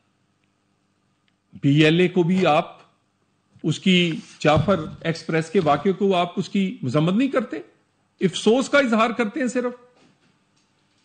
کے پی میں ہونے والی واقعات, بنو چھونی پر اٹیک ہوا, کب ہوا؟ اور روزہ کھولتے ہوئے ہوا, روزہ داروں پہ مسجد میں ہوا. آج کے دن تک بانی پی ٹی آئی اور پی ٹی آئی نے اس کی مذمت نہیں کی. کیا تاثر دے رہے ہیں آپ؟ اور یہ مجھے کہتے ہوئے یہ افسوس ہو رہا ہے، لیکن دہشت گردوں کو جو پیٹرن اینڈ چیف ہے وہ بانی پی ٹی آئی ہے. نہ آپ بی ایل اے کی مذمت کریں گے، نہ آپ ٹی ٹی پی کی کریں گے، نہ کسی اور دہشت گردی کی واقعات پہ. یعنی روزانہ کی بنیاد پر سیکورٹی فورسز اپنا خون بہائیں، پاکستان کے شہری شہید ہوں اور ان پر کارروائی نہ ہو. بالکل کارروائی ہوگی. یہ قومی اتفاق رائے ہے اس بات پہ. اگر کوئی پارٹی نہیں کھڑی ہوگی تو لوگ کھڑے ہیں اس کے ساتھ. بنو ہو یا لکی مروت، لوگوں نے نکل کر ان دہشت گردوں کے خلاف خود بندوقیں اٹھائی ہیں اور سیکورٹی فورسز کا ساتھ دیا ہے. نہ دے پارٹی ساتھ، لیکن ان کا اصل چہرہ دیکھ لیں. اور ہمارا مقابلہ کن سے ہے؟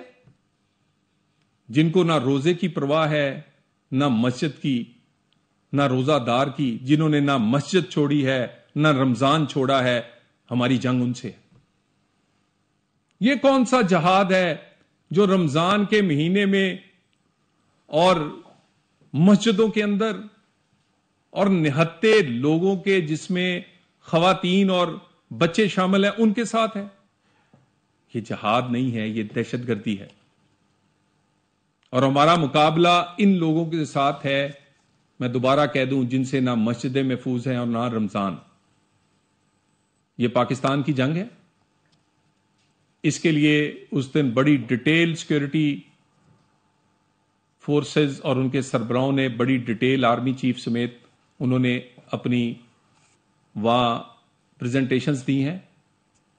قیادت، پوری قومی قیادت، اور اس وقت اس میں کے پی کے سی ایم بھی شامل تھے. اس قرارداد میں بھی آپ اس کے ساتھ کھڑے تھے اور باہر جا کے آپ دوسری باتیں کرتے ہیں، کنفیوژن پیدا کرتے ہیں، جھوٹ بولتے ہیں اور کوشش کرتے ہیں کہ اس پورے بیانیے کو، اس پوری یکجہتی کو، پورے اس جتنی کاروائی ہے اس کو متنازع یا کنفیوژن پیدا کیا جا سکے. دوبارہ کہہ دوں، اعلامیہ بڑا واضح ہے. نیشنل ایکشن پلان، عزم استحکام دونوں بھرپور طریقے سے چلیں گے. جہاں کمی کوتاہی ہوگی اس کو دیکھا جائے گا. انشاءاللہ تعالی میں آپ میڈیا کے دوستوں کو نیشنل ایکشن پلان پہ ہر کوشش کروں گا ہر ہفتے آپ کو بریف کر سکوں. کوئی سیاسی بات نہیں کروں گا. کتنی کاروائیاں ہوئی ہیں، کتنے لوگ اس میں جان سے گئے ہیں، ساری چیزیں آپ کے سامنے رکھوں گا. کتنی کامیابیاں ہوئی ہیں. روز یہ کہتے ہیں جی کہ کوئی آپریشن نہیں ہوگا. 180 انٹیلیجنس بیس روزانہ آپریشنز پاکستان میں ہوتے ہیں. یہ D G I S P R نے بھی اس دن کہا ہے، اور یہ ایوریج ہے. مت یہ کوشش کریں کہ یہ دنیا کو بتائیں کہ بھی پاکستان دہشت گردوں کے خلاف نہیں لڑ رہا. آپ کی پارٹی نہیں لڑ رہی ہوگی، آپ نہیں لڑنا چاہتے، آپ ڈرتے ہیں یا آپ کا مقصد کچھ اور ہے، لیکن پاکستان اور پاکستانی لڑ رہے ہیں.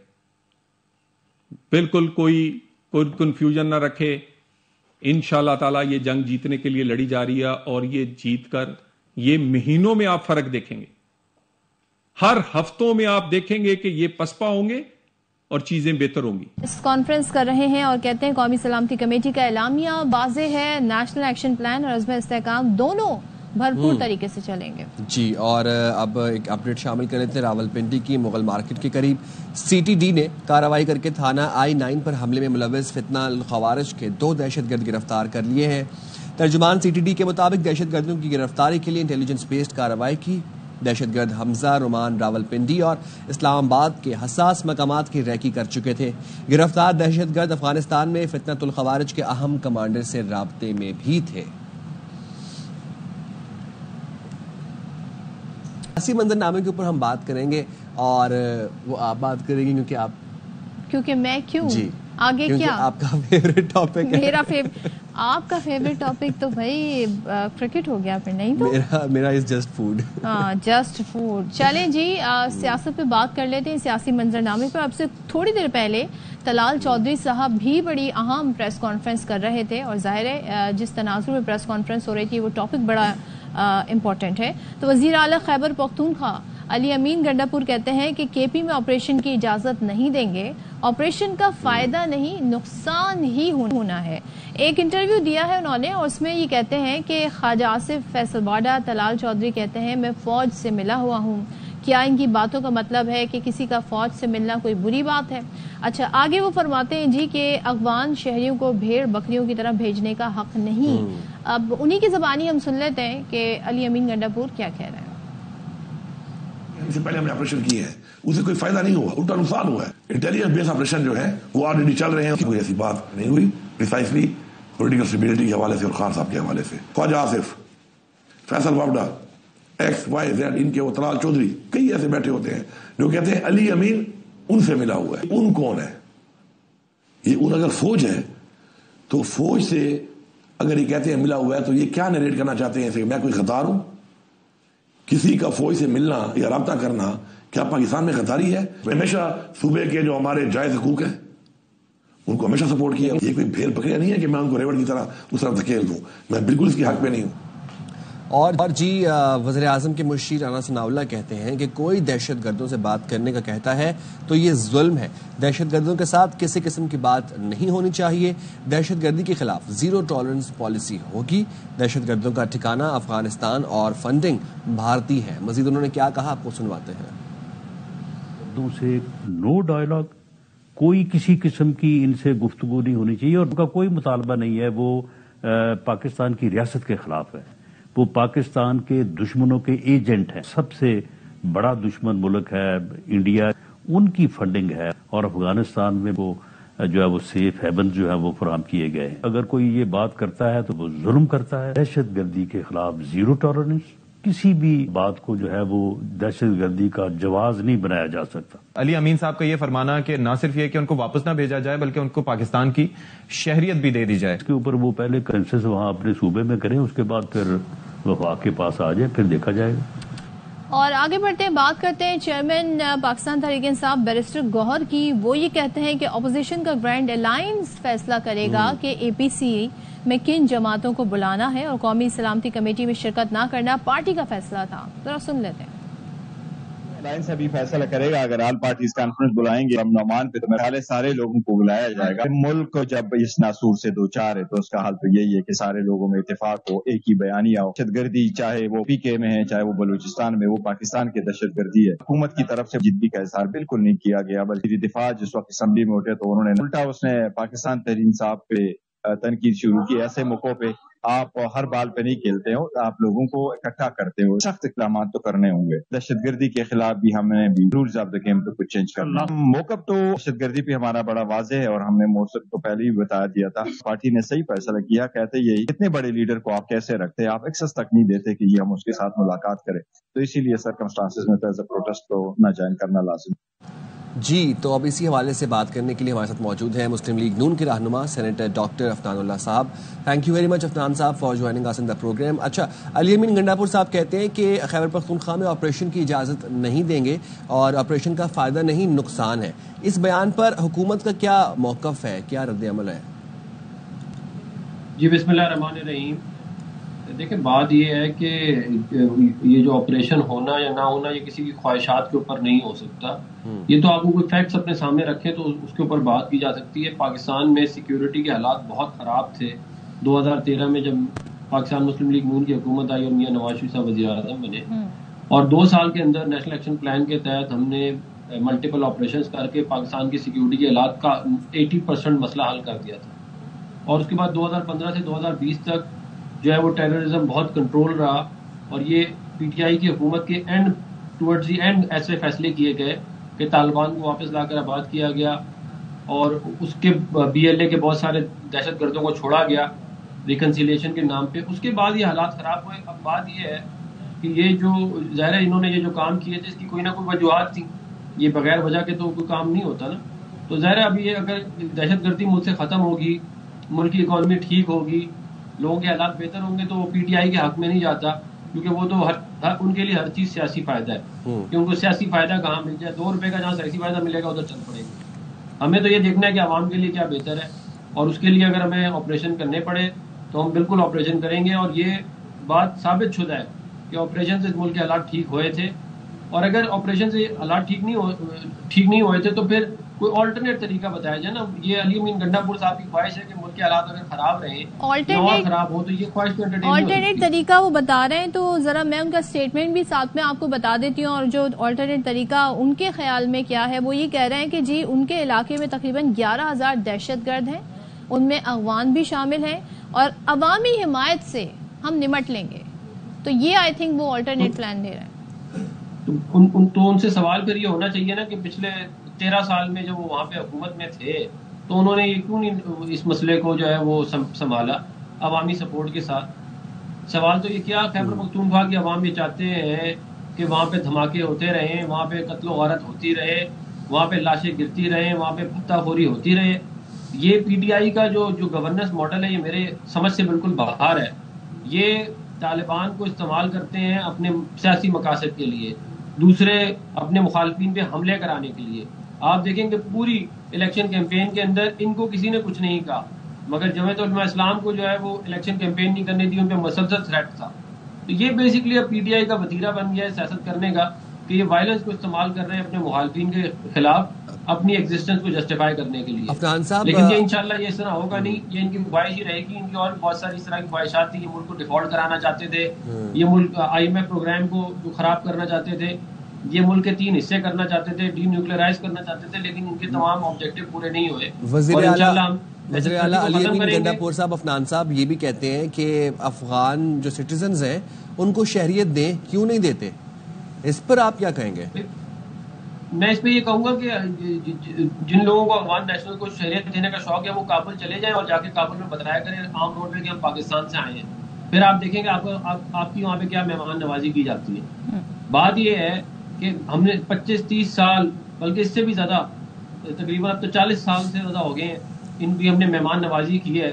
اور اس کے بعد جو ہے کابل آپ جائیں تو لوگ وہاں بتاتے ہیں کہ اتنی دشمنی اور نفرت ہے پاکستان کے لیے. تو جب ہم نے 40-50 سال لگا کے بھی اتنی مہمان نوازی کر کے بھی ہمیں کوئی فائدہ نہیں ہوا تو پھر ہمیں آگے کیا فائدہ ہو؟ یہاں تو ادھر کی حکومت اپنا سٹانس تبدیل کرے، وہاں پہ کچھ طریقے سے کیا کہتے ہیں معاملات چلائے جائیں تو پھر سمجھ میں آتی ہے. ورنہ اگر وہ انہوں نے جو ہے وہ نفرتیں ہی بونی ہیں اور اسی طرح معاملات چلانے تو پھر یہاں پہ کوئی ٹک نہیں بنتی. ہمارے اپنے اخراجات پورے نہیں ہوتے، پانی کا مسئلہ ہے، نوکریوں کا مسئلہ ہے، اور پتہ نہیں کیا مسائل ہیں. ہم مہمان نوازی بھی کر رہے ہیں اور ہم گالیاں بھی کھا رہے ہیں. یہ اس کی کوئی دلیل میری سمجھ سے تو باہر ہے. اور پارٹی پالیسی کیا ہے پی ٹی آئی کی اس سارے ایشو کو لے کے دہشت گردی کے حوالے سے؟ کیونکہ جو ان کے چیئرمین ہیں بیرسٹر گوہر، وہ یہ فرماتے ہیں کہ بھائی آپریشن ہونا چاہیے، دہشت گردی کے خلاف ہمیں سخت فیصلے کرنے چاہیے، جبکہ وزیر اعلیٰ کے بھی کہتے ہیں آپریشن ہونے نہیں دینے چاہیے، اس سے نقصان ہوتا ہے، فائدہ نہیں. تو یہ تضاد ہے پارٹی میں، اس پالیسی پر کیا کہیں گے؟ دیکھیے میرے خیال ہے کہ علی امین گنڈا پور صاحب جو ہیں وہ ڈائریکٹ بینیفیشری ہیں طالبان کے بھتہ خوری کے، وہاں پہ دہشت گردی کے. اس لیے وہ چاہتے نہیں ہیں کہ وہاں کے حالات جو ہے وہ بہتر ہو. اور وہ بہت ایک امیر آدمی ہو گئے ہیں، آپ کو پتہ ہی ہے. وہ تو اپنی پارٹی کو کبھی 40 کروڑ روپے چندہ دے رہے ہوتے ہیں، کبھی وہ 4000 کنال زمین بیچ کے اپنی پارٹی کو دے رہے ہوتے ہیں. تو وہ تو بہت امیر آدمی ہو گئے ہیں. وہ چاہ رہے ہیں کہ سلسلہ جو چل رہا ہے وہی چلتا رہے. لیکن کوئی محب وطن جو ہے پاکستانی وہ نہیں چاہتا کہ پاکستان میں لاشیں گریں، پاکستان میں بھتہ خوری ہو، پاکستان میں جو ہے وہ تباہ و بربادی ہو. تو وہ تو دیکھیں یہاں تو مسئلے کا حل کریں. اگر حل نہیں کر سکتے تو پھر جن دوسروں کے پاس حل ہے انہیں کرنے دیں. یہ جو ان کا طریقہ ہے نا کہ یہ خود بھی نہیں صحیح کر سکتے اور دوسروں کو بھی نہیں کرنے دے رہے، اس کا مطلب یہ ہے کہ یہ پارٹنر ان کرائم ہے ان کے ساتھ. یہ ملے ہوئے یہ چاہتے ہیں کہ اس ملک کے حالات خراب رہے. ٹھیک ہے، آپ کی رائے آ گئی. ڈاکٹر افنان اللہ بات کر رہے تھے، سینیٹر ہمارے ساتھ موجود تھے پاکستان مسلم لیگ سے. بہت شکریہ آپ کا.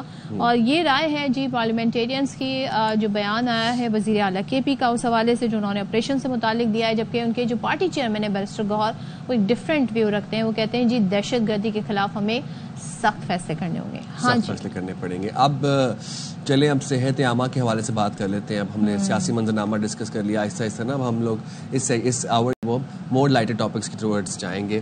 تو اب آپ سنس ایوری بڈی نوز کہ کراچی میں بارشیں نہیں ہوئیں اور بارش اگر نہیں ہوئی تو اب بارش نہ ہونے کے باعث مختلف وائرل جو ڈیزیزز ہیں انہوں نے اپنے پنجے گاڑ لیے ہیں. اب ہم دیکھتے ہیں اکثر اوقات آپ کے ارد گرد اگر آپ 4 لوگوں میں بیٹھے ہیں 2 ان میں سے کھانس رہے ہوں گے, 2 چھینک رہے ہوں گے. بھائی آپ کو کل یاد ہوگا, آج بھی اکثر و بیشتر میں کہتی ہوں مائک آف کریں, مجھے کھانسنا ہے. بالکل. تو یہ ہم سب کے ساتھ ہو رہا ہے, اور عجیب سی خشک کھانسی بھی ہے. تو یہ جو سانس کے امراض ہیں شہر میں تیزی سے اس میں اضافہ ہو رہا ہے. سول انتظام کی انتظامیہ کہتی ہے جی کہ سانس کے مرض میں یومیہ 150 سے زائد افراد آ رہے ہیں, جن اسپتال میں بھی تعداد بتائی جا رہی ہے 150 سے تجاوز کر گئی ہے. اب طبی ماہرین کہتے ہیں کہ اس وبا سے سب سے زیادہ بچے متاثر ہو رہے ہیں. تو بھائی اب کیا کیا جائے؟ یہی ڈسکس کرنے کے لیے سموسے شربت بھی چل رہے ہیں اور بارش بھی نہیں ہوئی ہے, پولیوشن بھی ہے, تو کیا کیا؟ بالکل, یہ ہمارے ساتھ موجود ہیں assistant professor doctor Rashid Ali صاحب. Thank you very much for joining us in the program. Doctor صاحب, کراچی میں سانس کے امراض میں اضافہ ہو رہا ہے, بنیادی وجوہات کے ہیں وہ بھی آپ سے پوچھیں گے, اور ہم یہ بھی آپ سے پوچھنا چاہیں گے کہ اب اس کو کنٹرول کیسے کریں, کیونکہ میں آئی نو کہ کنٹرول پہ ہمیں اینڈ پہ آنا چاہیے, بٹ میں پہلے آپ سے اس لیے پوچھ رہا ہوں کہ اب بس ہو گئی ہے, اب ہماری بھی بس ہو گئی ہے اور جو ناظرین ہمیں دیکھ رہے ہیں ان کی بھی بس ہو گئی ہے. آپ بتائیں. Thank you sign. بیسیکلی یہ ہے کہ کیونکہ جیسے ہی ہماری موسم جیسے ہی چینج ہوتی ہے, یا سرد ہوتی ہے یا گرم ہوتی ہے, صحیح ہے, تو ہمارے جو اسپیشلی وائرل انفیکشن ہے وہ بہت زیادہ زور پکڑتے ہیں, اور ہماری ناک سے لے کے نیچے سانس کی نالیوں تک جو ہے نا اثر کرتے ہیں. تو ایک دم سے وہ شروع ہو جاتے ہیں, نزلہ, زکام, کھانسی, اور پھر سانس لینے میں دشواری آنا شروع ہو جاتی ہے. اور دوسرا یہ ہے کہ موسم کی تبدیلی کی وجہ سے ہماری جو ایئر وے کی سینسٹیوٹی ہوتی ہے, جس کو ہم الرجی کہتے ہیں, وہ بھی زیادہ ہمارے جو لوگ ہوتے ہیں ان کے اوپر زیادہ اثر انداز ہوتی ہے. دن کے 24 گھنٹے میں 2 بار تبدیل ہو رہا ہے, دن میں گرمی, رات میں سردی. تو وہ بہت زیادہ جو ہے نا, کیونکہ جو ہمارا ایئر وے ٹریکٹ ہے, سانس کی نالیاں ہیں, وہ ایک کلوز ہوتا ہے. جو نارملی جو ہماری سانس کی نالیاں ہیں اللہ تعالیٰ نے اس کو جو ہے نا ایک صاف ایئر کے لیے بنایا ہے, پر جب بھی یہ موسم تبدیل ہوتا ہے یا پالیوشن ہوتی ہے یا ایسی کوئی چیز ہوتی ہے تو وہ ایک دم سے ہماری سانس کی نالیوں کے اوپر اثر کرتی ہے, اور ایک دم سے ہمیں جو ہے نا, ایک تو جب ناک پہ اثر کرتی ہے تو چھینکیں آنا شروع ہو جاتی ہیں, پھر نیچے وہ گلے پہ اثر کرتی ہے, پھر سانس کی نالیوں پہ, پھر کھانسی, وہ ساری چیزیں جو ہے نا وہ ہوتی ہے. اور اس کے ساتھ ساتھ جو ہمارے وائرل انفیکشن ہے وہ بھی جو ہے نا ایک زور پکڑتے ہیں, اور ہمارے اسپیشلی جو بچے ہوتے ہیں, جو بوڑھے ہوتے ہیں, ان پہ زیادہ اثر انداز ہوتے ہیں, کیونکہ ان کی امیونٹی بہت زیادہ کم ہوتی ہے. آج کل کون سے وائرل انفیکشن؟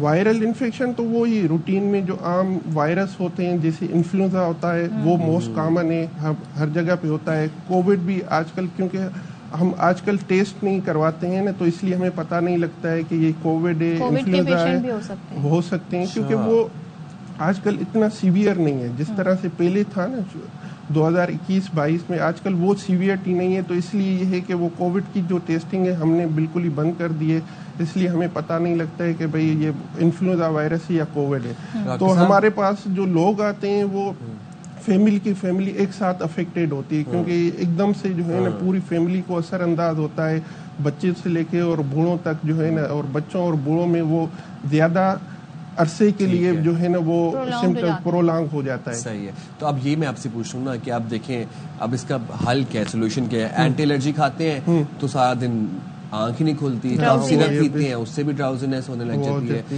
مطلب بے ہوشی ٹائپ چل رہی ہوتی ہے, کام پہ بھی آنا ہوتا ہے, کیا کریں پھر؟ اب روزے بھی ہیں اوپر سے, قہوہ بھی نہیں پی سکتے.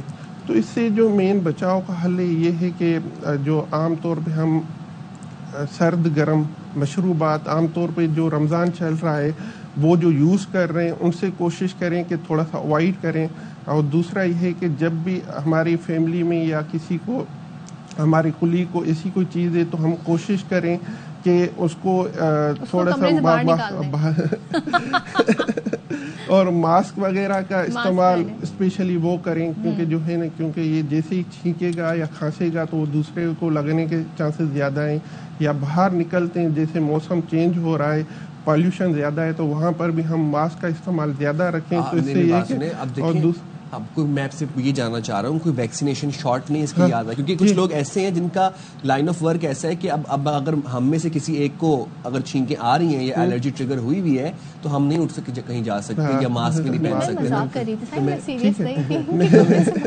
नहीं, वैक्सीनेशन है, हम तजवीज़ करते हैं आमतौर पे हर अपने लोगों को तजवीज़ करते हैं, स्पेशली अक्टूबर नवंबर में जैसे ही मौसम चेंज होता है तो उनको कहते हैं कि भाई आप जो है ना इन्फ्लुएंजा का वैक्सीन आता है जो हमारे स्पेशली इन्फ्लुएंजा जो वायरस है उससे प्रोटेक्ट करता है, इतना प्रोटेक्ट करता है कि वो इन्फ्लुएंजा वायरस अगर लगता है भी तो उसकी सीवियरिटी नहीं होती है। और तो उसका इफेक्ट होता है 3 महीने बाद? नहीं, 1 महीने बाद आ जाता है। लेकिन हम जिसने सितंबर अक्टूबर में नहीं लगवाए, हाँ। अब जैसे ये एलर्जी की बात कर रहे हैं, तो अब लगवा सकते हैं? लगवा सकते हैं, क्यों नहीं, क्योंकि अगर टाइम पड़ा हुआ है और अगर ये चीज़ें हमारी कम्युनिटी में चल रही हैं तो उस वक्त ये हम जो है ना उससे प्रिवेंट करने के लिए लगवा सकते हैं, जैसे हम उससे बच सकें। और टेस्ट करवा लेना चाहिए अगर बार बार नज़ला जुकाम हो रहा है तो, क्या पता आपको किसी इंसेक्ट से एलर्जी हो, डस्ट से एलर्जी हो। ये ज़ाहिर बात है, अगर बार बार हो रही है, रिकरेंट हो रही है और 3 महीने में आपको 2 से 3 बार हो रही है तो मैं तो स्पेशली अपने पेशेंट को तजवीज़ करता हूँ कि वो एलर्जी के टेस्ट करवा लें। वो तो इस्लामाबाद से होते हैं कि कराची से भी होते हैं? नहीं, कराची से भी होते हैं। वो जो है ना 2 किस्म के होते हैं, एक हम खून से भी करके देख लेते हैं, बाज़ों का तो हमारे खून में एलर्जिन होते हैं, वो हमें डिटेक्ट हो जाते हैं, और वो स्किन प्रिक टेस्ट भी होते हैं जो हमें बताती है कि भाई आपको किस चीज़ से एलर्जी है। तो वो एक तो खाने पीने की चीज़ें होती हैं, स्पेशली हमें पता नहीं होता है कि खाने पीने में कोई ऐसी कोई चीज़ है जो हमें बार बार एलर्जी कर रही है, ट्रिगर कर रही है। और दूसरा माहौल में भी काफ़ी चीज़ें होती हैं। हमारे पास बहुत लोगों के पास जो है ना पेट्स होते हैं, कैट्स, डॉग्स, और हमारे माहौल में कॉकरोच और ऐसी दूसरी भी चीज़ें, हाउस डस्ट माइट जो मोस्ट कॉमन जो होता है, हाउस डस्ट माइट होता है, बहुत ज़्यादा हो जाता है, तो उनसे ये ट्रिगर बहुत ज़्यादा होता है। अगर किसी के हमें पता लग जाता है कि इन चीज़ों से एलर्जी हो रही है और अगर वो चीज़ हमारे घर में मौजूद है और या माहौल में मौजूद है जहाँ पर हम काम कर रहे हैं, वहाँ वो निकाल देंगे तो इंशाल्लाह ये चीज़ जो है ना कंट्रोल में रहेगी। ठीक है, thank you so much. Doctor Rashid Ali Dawood porter साहब हमारे साथ थे, इम्यूनोलॉजिस्ट, और बड़े अच्छे मुफीद मशवरे ने दिए। तो साइम अभी भी टाइम है, अगर आप फ्लू शॉट लगवाना चाहते हैं तो लगवा लें, आज ही लगवाऊंगा, but you have to wait for a month इसका इफेक्ट होने के लिए। अच्छा, वो उसका जो इफेक्ट है वो 1 महीने बाद होगा, आपको फौरी रिजल्ट नहीं मिलेगा। और अब ये है कि हमने बड़ी अच्छी आदत सीखी थी कोविड में, कोविड का टाइम बड़ा बुरा था, लेकिन वो आदतें हमने छोड़ दी। वो ये था मास्क का इस्तेमाल और हैंड वॉश करना, बाकायदगी से हाथों को बार बार साफ रखना। इसका अपनी चलिए जी, हम जाते हैं एक ब्रेक पे, लेकिन आपने कहीं पे नहीं जाना, हम आते हैं अभी वापस थोड़ी देर में। और जरा हम माशी हालात क्या हैं उस पर बात कर लेते हैं। और इस वक्त पाकिस्तान स्टॉक एक्सचेंज की अगर हम बात करें तो मुल्क की तारीख की बुलंद तरीन सतह पर ये पहुंच गई है और कारोबार के आगाज से ही हमने एक मुस्बत रुझान देखा। काफी दिनों से हम ये मुस्बत रुझान देख रहे हैं। तो 100 इंडेक्स जो है उसने 1,19,000 की नफसियाती हद अबूर कर ली है, जिसके बाद इंडेक्स 795 पॉइंट्स इजाफे के साथ 1,18,769 पॉइंट्स पर बंद हुआ। तो अब माहिरीन ये कह रहे हैं कि IMF मुज़ाकरात और बड़े इदारों की जानिब से हिस्से की खरीदारी की वजह से ये तेजी देखी जा रही है। फिर IMF के साथ जो हमारी बातचीत जारी है और दूसरे जिस तरीके से IMF प्रोग्राम हमारा चल रहा है और बैरूनी सरमायाकारी, तो इन तमाम इशूज़ पे बात कर लेते हैं। हमारे साथ मौजूद है माहिर माशियात doctor Khaqan Najeeb. Thank you so much doctor Khaqan हमें ज्वाइन करने के लिए। ज़रा सा एक्सप्लेन कीजिएगा कि जो स्टॉक एक्सचेंज जब अच्छा बिहेव करती है तो उसकी वजह क्या है, दूसरे क्या ये रिफ्लेक्ट करता है कि माशी सूरत हाल बेहतर हो रही है? देखिए, इसको तो आप नहीं कह सकते कि स्टॉक एक्सचेंज एक तरह से ज़रूर अक्कासी करता है कि जो मुल्क की मैक्रो स्टेबिलिटी कैसी है और अर्निंग्स कैसी हैं, ये 2 चीज़ें। मैक्रो स्टेबिलिटी जैसे आपने एक्सप्लेन किया, IMF की इंगेजमेंट लगता है कि आगे बढ़ रही है। आइडियली सदफ ये होता कि जब वो आए थे तो स्टाफ लेवल एग्रीमेंट हो जाता, बट द लैंग्वेज सजेस्ट्स कि वो वापस तो चली गई है टीम, बट ये इनके साथ इंटरैक्शन रहेगा और उस इंटरैक्शन के नतीजे में और अगले बजट पे बात होती रहेगी और इस साल के भी जो अहदाफ हैं वो फाइनल हो जाएं और पॉलिसी फ्रेमवर्क्स भी फाइनल हो जाएं तो एक एग्रीमेंट हो जाएगा। तो मार्केट ने जो मैक्रो स्टेबिलिटी है उसको इसके साथ जोड़कर पॉजिटिवली लिया। फिर एक दूसरी बात ये देखिए कि एक रेजोल्यूशन ऑफ सर्कुलर डेट की तरफ जिसको 1250 अरब गवर्नमेंट बोरो करना चाहती है और जो इस वक्त आउटस्टैंडिंग है उसको नीचे भी लाना चाहती है और जो महंगे कर्जे हैं उसको उतारना चाहती है। तो इससे जो एनर्जी सेक्टर है उसमें लगता है कि फाइनेंशियल लिक्विडिटी जो है वो बेहतर हो जाएगी, और अगर लिक्विडिटी बेहतर हो जाएगी तो आज आपने देखा कि उसके हिस्से जो है वो बेहतर हुए। फिर एक और चीज़ जो अभी बड़ी इंपॉर्टेंट है कि गवर्नमेंट ने एक बात की है कि वो एनर्जी की कीमतों को, स्पेशली इलेक्ट्रिसिटी की कीमत को कम करना चाहते हैं, और इस ज़मन में आने वाले दिनों में कोई आपको खुशखबरी मिल सकती है। इसका मतलब खुशखबरी मैं इस तरह कहता हूं कि cost of doing business is a very very important part of industrialization in the country, of running IT, of running agriculture. So उस ज़मन में भी आपकी इकोनॉमी को एक थोड़ी सी मैक्रो स्टेबिलिटी से आगे बढ़कर यानी कि पनपने की, ग्रो करने की गुंजाइश मिल सकती है। खान साहब, अभी जो IMF से स्टाफ लेवल मुआहिदा है हमारा वो तो अभी तक नहीं हुआ, लेकिन फिर भी काफ़ी अच्छी जो है वो उम्मीदें हैं। मुआहिदा होने की सूरत में मईशत कितनी बूस्ट करती नजर आ रही है आपको?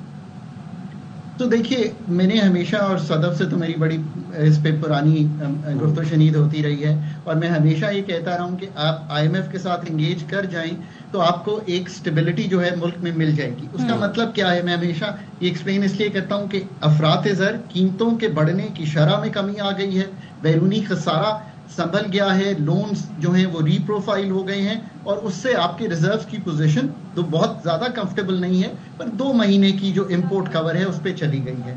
अब आपका जब इस वक्त IMF के साथ ये SLA स्टाफ लेवल एग्रीमेंट होगा, और उसके बाद आप जाएंगे किस चीज़ के लिए, बोर्ड अप्रूवल के लिए, और फिर आपको $1 बिलियन मिलेंगे। मुझे अभी ऐसा लग रहा है कि कुछ चीज़ें इस साल के जो हमारे अहदाफ थे उसमें, और कुछ चीज़ें आने वाले बजट में तय हो रही हैं, और अगर ये तय हो जाए तो इसका मतलब है कि अगले 6 महीने के लिए you have bought comfortable time and space with macro stability in the country.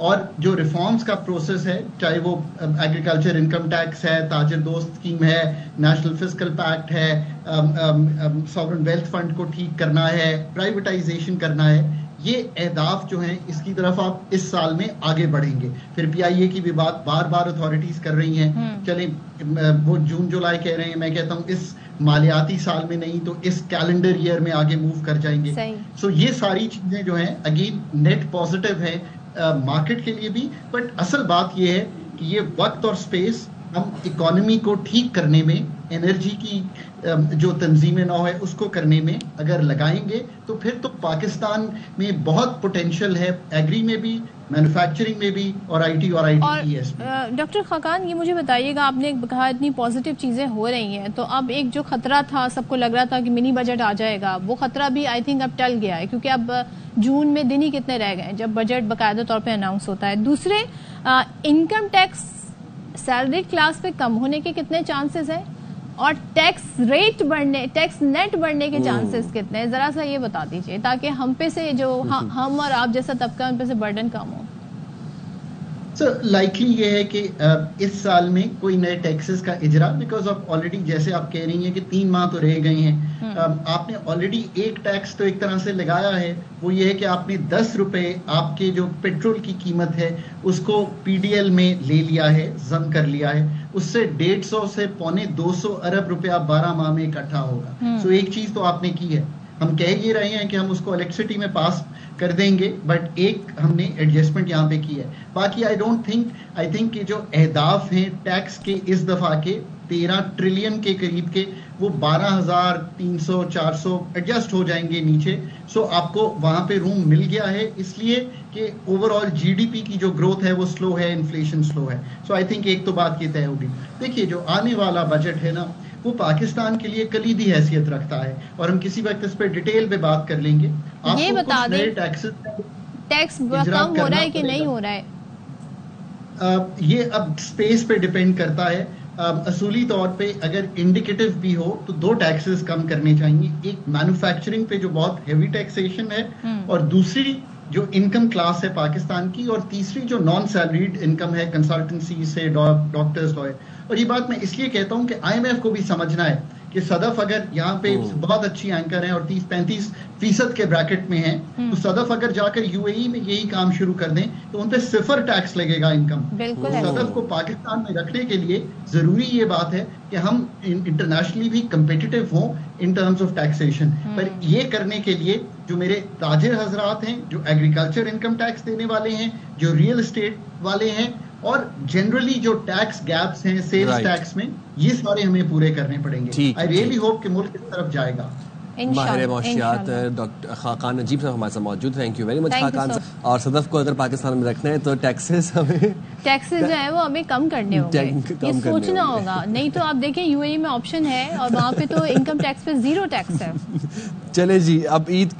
اچھا بریک نہیں عید کی تیاریاں کرنی ہے. اتنی جلدی بریک پہ جا کے آپ عید کی تیاریاں باہر شاپنگ کرنے جائیں. ناظرین کو تو بتا دیں جی کہ اور کیا کیا آپشن ہو سکتا ہے. اور یہ آپشنز یہ ہو سکتی ہیں کہ عید کی تیاریوں جو ہے وہ تیاریاں زور و شور سے ہو رہی ہیں، اپنی عروج پر ہیں. اب مارکیٹس بھی کھل گئی ہیں، سب نکل رہے ہیں.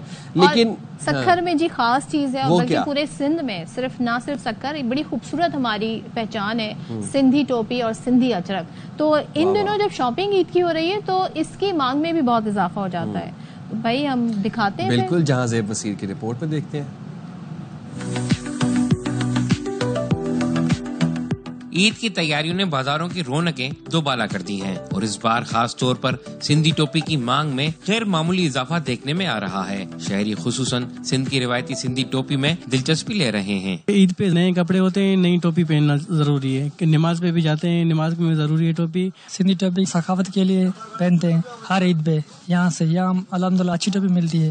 روایتی سندھی ٹوپی جو سندھی ثقافت کی پہچان سمجھی جاتی ہے، ہر عمر کے افراد کی توجہ کا مرکز بنی ہوئی ہے. ہماری ثقافت ہے اور ثقافت سے ہمیں پیار بھی ہے، اسی وجہ سے یہ لیتے ہیں. ٹوپی ان کو لازمی لینی ہوتی ہے کیونکہ جو ان کو نیا سوٹ ہوتا ہے، اور اس کے علاوہ ٹوپی تو ان کو سر پہ پہننی ہے. اپنے بچوں کے لیے بھی لیتے ہیں اور خود کے لیے بھی. عید کی خوشی کے ساتھ ساتھ ثقافتی پہچان کا یہ رنگ خریداروں کے جوش و جذبے کو مزید بڑھا رہا ہے. شہریوں کا کہنا ہے کہ عید کے موقع پر سندھی ٹوپی پہننا سندھی ثقافت سے محبت کا اظہار ہے. کیمرامین شاول خان کے ساتھ جہاں سے بصیر، ARY نیوز سکھر. واہ کیا خوبصورت ٹوپیاں تھیں. ہاں جی. اور سندھی اجرک کی بھی کیا بات ہے، اور ملتان کی اجرک مجھے بڑی پسند ہے کیونکہ بلو کلر کی ہوتی ہے، بڑی خوبصورت لگتی ہے. چلیں ہم بریک لیتے ہیں، بریک کے بعد آپ کے ساتھ.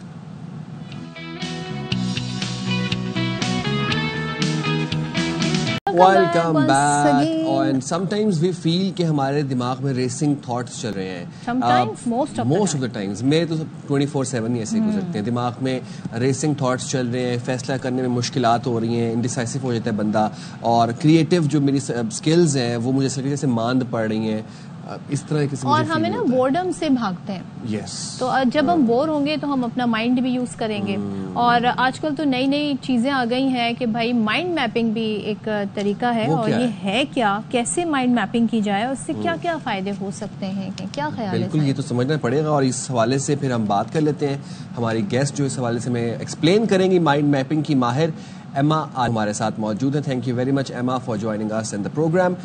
ایما، فرسٹ کوشچن، مائنڈ میپنگ کیا ہے، اور یہ عام سوچنے کے جو عمل ہے، جو نارمل تھنکنگ پروسیس ہے، اس سے کس طرح سے مختلف ہے؟ السلام علیکم، thank you so much for having me. Mind mapping basically ایک انفارمیشن مینجمنٹ ٹول ہے جو آپ کو لارج اماؤنٹ آف انفارمیشن سیکھنے میں اور یاد کرنے میں ہیلپ کرتا ہے. تو اس کا اگر میں پہلے تھوڑا بتا دوں تو سپر لرننگ ایک ٹیکنالوجیز ہوتی ہیں جن کے ذریعے آپ کم ٹائم میں زیادہ معلومات سیکھ سکتے ہیں. اور انہی اسکلز کے ذریعے آپ اگر ابھی آپ کی یادداشت اچھی نہیں ہے، فار ایگزامپل میں ایک اسٹرگلنگ اسٹوڈنٹ ہوتی تھی اور پھر میں نے ٹریننگ حاصل کی یادداشت کی، جیسے کہ مائنڈ میپنگ، جس کی وجہ سے پھر میں دنیا میں جا کے ورلڈ میموری چیمپئن شپ ایک ہوتی ہے، چیمپئن شپ یادداشت کی، جس میں وہ آپ کی یادداشت کو 10 طریقوں سے ٹیسٹ کرتے ہیں. اس میں آپ کو ہزاروں کی تعداد میں نمبرز یاد کرنے ہوتے ہیں، نیمز اینڈ فیسز یاد کرنے ہوتے ہیں، اور اس سب کے تھرو آپ دنیا بھر سے جو کمپیٹیٹرز آتے ہیں ان کے ساتھ آپ کمپیٹ کر کے چیمپئن شپ جیت سکتے ہیں. تو میں نے پاکستان کا نام روشن کیا تھا اس چیمپئن شپ کو جیت کے. اس کے علاوہ 2 گینس ورلڈ ریکارڈز بھی حاصل کیے تھے.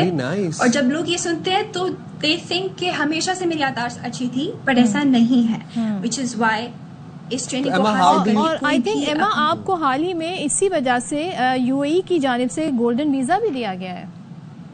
ان اچیومنٹس کی وجہ سے. تو ہمیں بھی بتا دیں گولڈن ویزا ہماری تو جاب ایسی ہے کہ لائک ہم اتنی ساری انفارمیشن لے کے بیٹھے ہوتے ہیں اور اچانک سے کچھ ہمیں سوال پوچھنا ہوتا ہے لیکن اس وقت یاد نہیں آ رہا ہوتا, تو ہم کیسے مائنڈ میپنگ کر رہے ہیں. آپ گولڈن ویزا کا بھی بتا رہی تھیں. تو گولڈن ویزا ایک لانگ ٹرم ریزیڈنسی ہے جو UAE دیتا ہے. یوزلی فائنینشیل انویسٹرس کو زیادہ تر مل رہی ہوتی ہے, بٹ ریئرلی ایسا کیس ہوتا ہے کہ آپ کی اچیومنٹ کی بنیاد پر, اور ان دس کیس پاکستانی کو مطلب انٹلیکچوئل اچیومنٹ کی بنیاد پر ملا. اس کا پروسیس بھی تھوڑا مشکل ہوتا ہے. سب سے پہلے آپ کو منسٹری کا ایک ریکمنڈیشن لیٹر چاہیے ہوتا ہے, اس کا اپنا ایک کرائٹیریا ہے, اس میں آپ کو منیمم 40 کے مارکس چاہیے ہوتے ہیں. لیکن کیونکہ اچیومنٹس ایسی تھیں تو انہوں نے مجھے 70 کا مارک دیا. پھر یہ ریکمنڈیشن لیٹر گورنمنٹ کے پاس جاتا ہے, ادھر کمیٹی بیٹھتی ہے, and then they even consider your application کہ آپ کو گولڈن ویزا ملے. اوکے اینڈ اب آپ ہمارے لیے بتا رہی تھیں کہ کیا سجیسٹ کرتی ہیں ہم لوگ مائنڈ میپنگ کس طرح سے ایکسرسائز کریں؟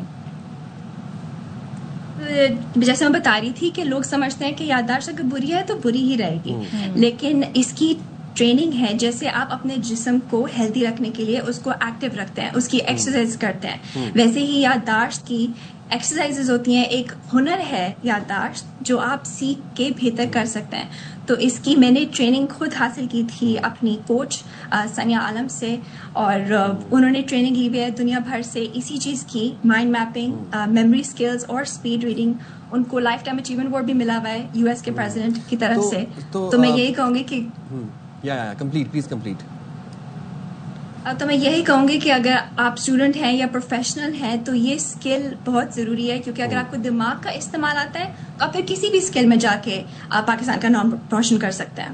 تو ایما, جس طرح سے اب ہم دیکھتے ہیں ChatGPT ہے یا AI کی مدد سے آج کل نئے نئے سافٹ ویئرز نکل رہے ہیں, وہ بھی ایک مائنڈ میپنگ کا ہی ایک اسٹرکچر ہے جو ChatGPT کے اندر وہ اس کو سینکرونائز کیا گیا ہے. ChatGPT I feel like کہ آپ ہمیں اسسٹنس کے لیے استعمال کرنا چاہیے, تو ٹولز ہمارے پاس ہونے چاہیے, then we can use ChatGPT to supplement that. تو ہمیں خود انفارمیشن مینیج کرنا, کیونکہ ChatGPT بھی تو ہمیں انفارمیشن دے گا جو کہ ہمیں مینیج کرنی پڑے گی, ہمیں یاد کرنی پڑے گی. تو اس کو کرنے کے لیے mind mapping is a tool کہ آپ اس لارج انفارمیشن. اس میں کیا ایسے ہوتا ہے کہ جیسے مجھے کوئی نمبر یاد رکھنے ہیں تو میں اس نمبر کو کسی چیز سے ایسوسیٹ کروں یا کسی واقعے سے ریلیٹ کروں تو پھر وہ مجھے یاد رہے گا؟ کوئی اسٹوری ٹیلنگ ہوتی ہے اس میں؟ بہت ساری ٹیکنیکس ہیں, ان میں سے ایک ڈیفینیٹلی اسٹوری ٹیلنگ بھی ہے. آپ کا دماغ کیونکہ امیجز کو 60,000% زیادہ تیزی سے پروسیس کر پاتا ہے, تو ایک الفاظ بنسبت ایک امیج, تو آپ کا برین امیج کو یاد رکھے گا. تو جو آپ ٹیکنیک سیکھتے ہیں تو ان میں ڈیفینیٹلی ایک پارٹ ہوتا ہے کہ آپ امیج سے ایسوسیٹ کریں کوئی بھی معلومات جو آپ کو یاد رکھنی ہے. اچھا ٹھیک ہے, اور اس سے اسٹوڈنٹ بڑا فائدہ اٹھا سکتے ہیں, ہم لوگ بڑا فائدہ اٹھا سکتے ہیں اسپیشلی. تو ایما, اس میں زیادہ ٹائم لگے گا اس کو سمجھنے اور سیکھنے میں, یا آپ ود ان ویکس اس کو سمجھ سکتے ہیں اس آئیڈیا کو, مائنڈ میپنگ کو؟ بالکل ود ان ویکس کر سکتے ہیں. جو کورسز ہوتے ہیں وہ 3 دن کے ہوتے ہیں, so just with in 3 days آپ اس اسکل کو حاصل کر کے کر سکتے ہیں. کیونکہ میں نے اسٹڈی سے پہلے 3 دن کیا تھا, and then after those 3 days میں نے فوراً اپلائی کرنا شروع کر دیا تھا, اینڈ دین مجھے فوراً ریزلٹس مل گئے تھے, کیونکہ اٹس اسکل جو آپ فوراً اپلائی کر سکتے ہیں. Very nice. چلیں, تھینک یو ویری مچ. ماہر مائنڈ میپنگ ایما ہمارے ساتھ موجود تھیں, اور بڑی اچھی انہوں نے امیزنگ ٹپس دی, اسپیشلی وہ بچے جن کے CIs آنے والے ہیں, یہ مئی جون میں بھی آ جائیں گے نا, او لیولس کے بچوں کی. یہ مائنڈ, اب انہوں نے بتایا بھی تو تھا نا ہمیں بریک پہ کہ A levels کے پیپر انہوں نے 2 مہینے میں پڑھ کے دیے, 4 سبجیکٹس اور اسٹریٹ ایز تھے. بالکل جی. تو اتنا مؤثر اور افیکٹو مائنڈ میپنگ ٹیکنیک ہے. مائنڈ میپنگ کو سرچ کیجئے, جانیے, ہم بھی کریں گے, پھر آپ سے انفارمیشن بھی شیئر کریں گے, اور کل ملیں گے آپ سے. تب تک کے لیے اللہ حافظ. اپنا خیال رکھیے. اللہ حافظ.